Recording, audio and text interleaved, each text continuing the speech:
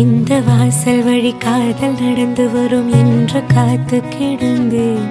அது வானில் பறந்து வந்து கூரை திறந்து வரும் என்று தெளிந்தேன்.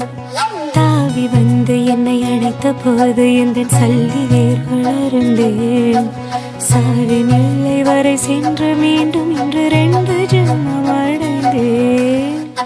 துடிக்கும் உதடு கொண்டு துடைத்திட வெட்கத்தை அணைப்பின் ஆதிக்கத்தால் வெளியேற்று அச்சத்தை.